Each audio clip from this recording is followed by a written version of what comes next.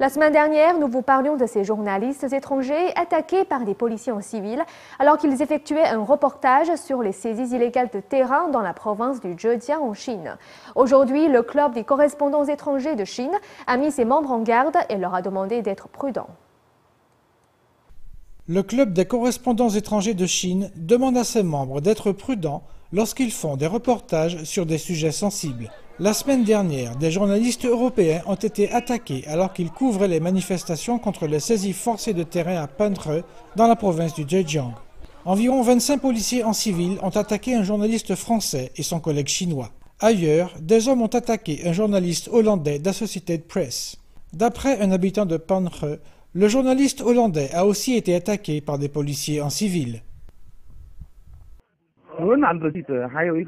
Le journaliste hollandais et son traducteur de Shanghai ont été frappés. Les autorités locales sont venues.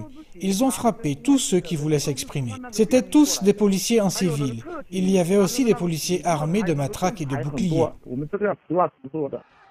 Anthony Mills, directeur de l'Institut international pour la liberté de la presse, a expliqué: la violence à Panhe est inacceptable. Les journalistes ne devraient pas être attaqués pendant qu'ils font leur travail. Ils ont le droit de couvrir les sujets d'intérêt public, comme les saisies de terrain et les manifestations. Selon Lai Jinbiao, un militant pour la démocratie du Zhejiang, le régime chinois contrôle les informations sensibles pour maintenir son pouvoir. Pour le moment, la liberté d'expression et la liberté de la presse ne sont que du vent. Les médias chinois sont contrôlés par le département de la propagande qui décide de ce qui peut être dit ou pas. Les correspondants de plusieurs organismes de presse ont été arrêtés ces derniers mois, alors qu'ils couvraient les manifestations au Tibet.